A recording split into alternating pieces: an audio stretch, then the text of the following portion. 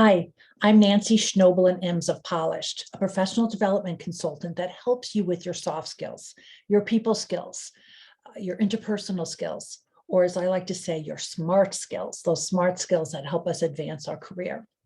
And I'm delighted to be here today to specifically talk about how we can each take personal responsibility to advance our careers, right?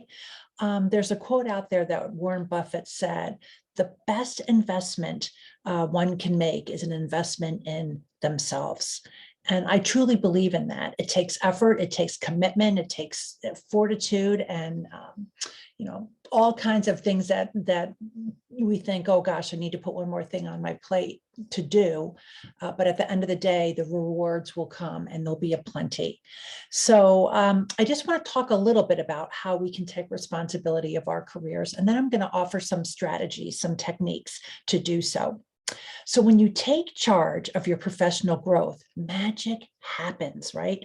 Not only will you feel this surge of energy and motivation, but you'll reinforce to others as well by taking the time to develop yourself. You're also showing that place of employment that you strive to continue to improve. And your boss, your manager, they'll feel pride that you're taking this initiative to improve, to want to grow in your career. So as I mentioned a little bit ago, there are rewards that come about when we want to take responsibility for our careers. There's lots of them. Some of them are intrinsic awards and others are extrinsic awards. Those extrinsic awards, right? We all work for compensation or to advance in our careers. So those extrinsic awards could be a salary increase. Perhaps it's a job promotion, a new job title, whatever it is, those are those tangible extrinsic things that come about when we put the effort in, especially in our professional development. And then there's those intrinsic awards that we receive too from improving ourselves, such as more confidence, growing our self-awareness, becoming more motivated. All these little intrinsic character traits really can add up to your executive presence, to your professional image, showing others that, hey, I am one to add value to this organization. So let's make self-improvement an integral part of our careers, all of us. We can all do this, so we can become a better version of ourselves. And so I'm going to put this PowerPoint presentation up, and again, just share some effective, simple, they're not hard, but it takes organization, and as admins and executives, assistants, you have those embedded skills already, but it takes that personal effort to go that extra mile and develop in yourself. So let me just pull up the PowerPoint.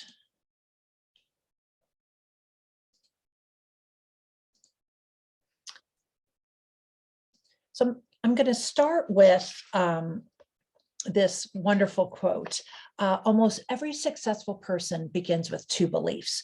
The future can be better than the present, and I have the power to make it so. So if you think about that, right, we're in a job, yeah, we like it, it's fulfilling, I'm passionate about it, but could I be more passionate if I was challenged more, perhaps? All these things help us get out of bed with more of a quick in our step, if you will. So when we think of ourselves as leaders, we're always wanting to improve, right? We always want to go that extra mile or do that extra project or task to show that, yes, I'm invested in this company and I hope you are going to be invested in me. So how do we do that? How do we take responsibility for our career success? One of them, it's simple as could be, is simply to learn a new skill. As people who are quite adept in juggling and in scheduling and organizing and on and on and on, take a look at some of these greatest and latest software programs. I took the liberty of kind of going through some of them because I too could benefit from learning some additional software programs to help me become more productive and efficient to the company's bottom line. So, there's all kinds of scheduling software programs, there's presentation programs. Perhaps you're helping your manager, your boss develop a presentation. You can get a little bit more sophisticated by taking advantage of some of the new technology out there. Of course, there's productivity software as well. And then there's oodles and gobs of apps, right? Cabinet, Monday.com, Asana, gosh, I can't, they're all coming all of a sudden. Take advantage of them, and ask your colleagues, fellow coworkers, some of the apps that they use to help them become more efficient and proficient in their workday.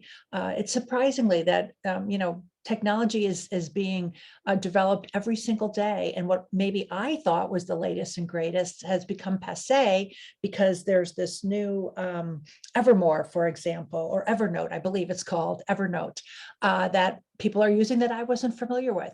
So again, just kind of step out of your comfort zone and look at some of these new software programs and apps that will help not only you shine as a professional, but you do your job even better. And these are, as I mentioned, these are technical skills. And then take a class, right? Read a book. These are things we can do at night, perhaps after work. We could go to take a quick class, or maybe during our lunch hour. Could be, online webinar type of program. And then books, go to the bookstore and have your choosing of all the topics that are out there in the way of software programs or communication skills, et cetera, that will help you advance in your career. And again, challenge yourself. Maybe pick 2 things that you're going to attack for the first 6 months and take that on, make that your responsibility. And then, of course, our soft skills, which I pride myself on because I see so much reward and advancement in one's career when they have excellent soft skills. So when I talk about soft skills, as I mentioned earlier, our people skills, our interpersonal skills, our SMART skills, think about some of those social skills that we can improve upon. We can never be too kind, never be too polite, always brush up on our business etiquette and our manners. Look at how we can improve our communication skills overall. We may not realize that we're not as assertive in the way we speak as we should be. Perhaps we're throwing in a little passivity or some aggressiveness in our communication style. So just working to improve. Maybe we want to learn some new vocabulary to add to our ever-growing communication toolbox. But again, whatever it is that you feel is a skill set that will help you grow in your career, then that's the one that you should try to improve upon. And then lastly, emotional intelligence. I find this one huge. We can never be too high in the EQ department, especially in the self-awareness and in our self-regulation skills, and of course in empathy. So perhaps look at ways in which you can develop your emotional intelligence. When you find that sweet spot and how you can really elevate that specific skill, you will get noticed. And as I mentioned earlier, magic will happen. You will be sort of getting that pat on the back, so to speak, because you're groomed to be growing in your specific career, where you want to go as an admin or an EA. Another way to take charge of your career, responsibility of your career, is to develop your network, a diverse network. It's very critical today to reach out there, whether it's through LinkedIn, perhaps you're attending a virtual networking event during your lunch hour or after work. Perhaps it's a face-to-face in person, which I think is even the best event we can tackle, even with COVID, if we can be careful. But networking is extremely critical to helping us grow in our career. We want to be mindful of the back and forth relationship that networking is all about. So I scratch your back, you scratch mine, for example. It's not all about how you can help me, it's how I can help you too. So when you develop a diverse network, you can look for opportunities to get together. Maybe it's a conversation over the phone. Maybe it's grabbing coffee one morning and understanding how he or she developed his career. And perhaps there's somebody that he or she could recommend to help you meet somebody to further grow your network and help advance your career. Networking is like being a conduit. It's connecting people and then paying it forward in other ways too. But you reap so many benefits when you can develop your network consistently and never stop. Because I take great pride in my network. I never abuse my network, but I know if there was somebody that I needed to reach out to because of the relationship that I've cultivated with them, they would be happy to help me. So that's really what a true network is about, and truly can help you in your career success when used appropriately. And this is one too that we all kind of put on the sidelines a lot of the times, is connect with our coworkers. When we show collaboration and teamwork and friendliness and empathy, all these things, people notice you, right? They're the ones who want you to lead the project or take on the role as leader for this or that in your department. There's lots of ways in which you can connect with your coworkers. Find people that you really don't have an opportunity to get to know on a daily basis. Engage in some chit chat or small talk. Those are valuable opportunities to really get to know a person, and then take it each step further as you develop that relationship. Maybe meet them for lunch or for coffee, or take a break during the day. Doesn't have to be a long period of time. It's just showing interest, right? Listening to them, asking them questions, getting to know their hobbies and interests. And then, of course, supporting each other, having each other's back. Today, there's a lot of need for that, especially with the pandemic. If we can all show that pay it forward, the sense of respect and support when we give to each other, our stress and our anxiety will decrease, and most importantly, our love for our job and our passion for what we do will continue to rise. So I don't ever want to make this a detail that is just a teeny weeny one. It's not. It's one that has lots of value. And believe it or not, our coworkers can play a huge role in helping you succeed in your career.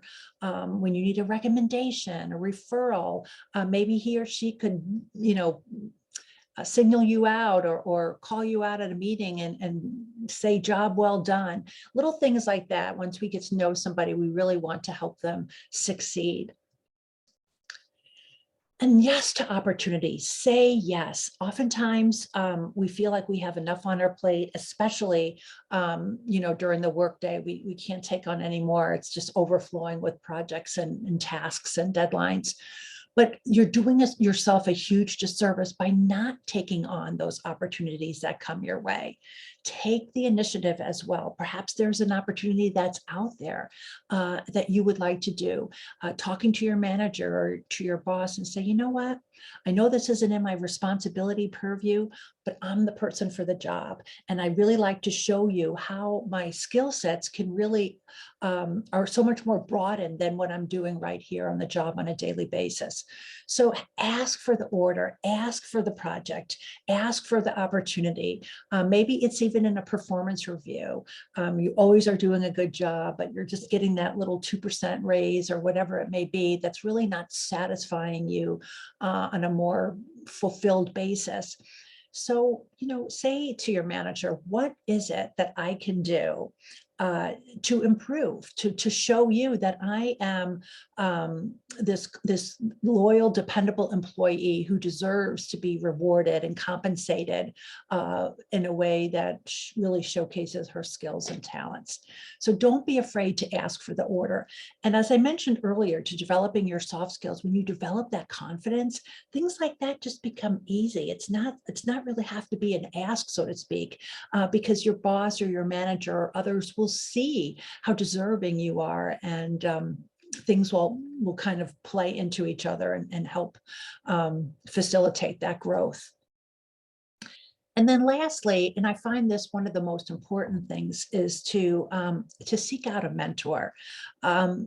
even, all industry sectors, all jobs, there's opportunities to find somebody better than you.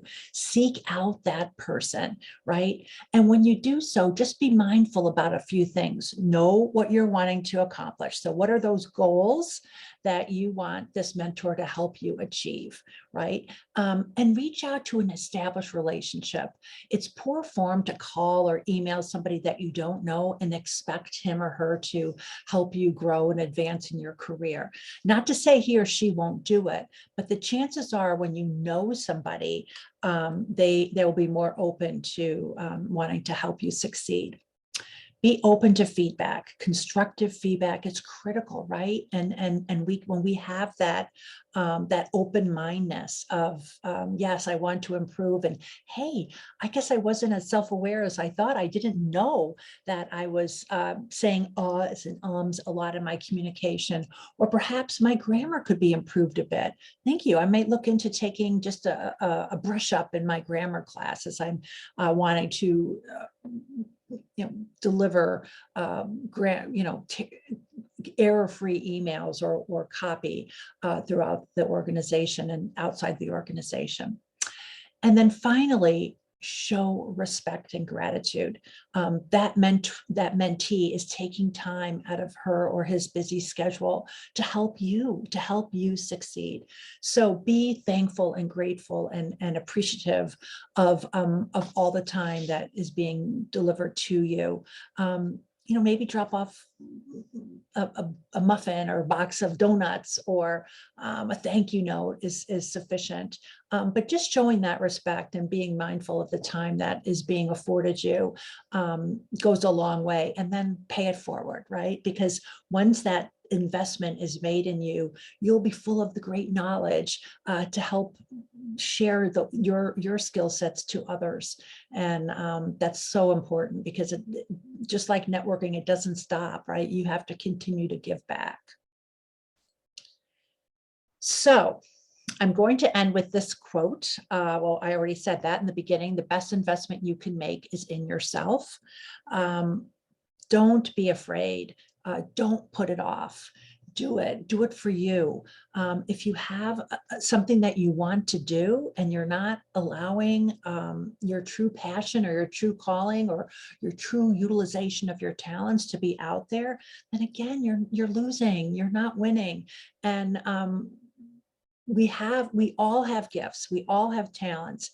And if you can put them to use and look for ways to have this growth mindset to continue to grow always, you will be rewarded extrinsically and intrinsically. And that's a win-win for both you and the company for which you work. So I wish you much success. I have this little chart that I always share. It's your little professional development plan. What are the 3 things that you want to do to start, stop, and continue to help advance your career? And then what are the 3 things, maybe 2 things or 1 that you plan to do differently to achieve the results that you deserve and that you seek? And then take it out 30 to 60 days, maybe longer. Don't be hard on yourself. I always tell people when you think about your goals, make them achievable goals. Instead of saying, I'm going to lose 50 pounds on a personal note, maybe I want to lose, if I could lose 4 pounds a month, something that is palatable and something that it's kind of a bite-sized approach to excellence, so we don't kind of burn out or set ourselves up for failure. So I thank you for your time. I wish you much success. Know that you have the ability to grow and to succeed. It takes the belief and the can do it, the attitude to do it. And when you do, and you reap the benefits, remember to encourage others to do the same. Support your peers and your coworkers, and live and work in a great work environment. So thank you very much.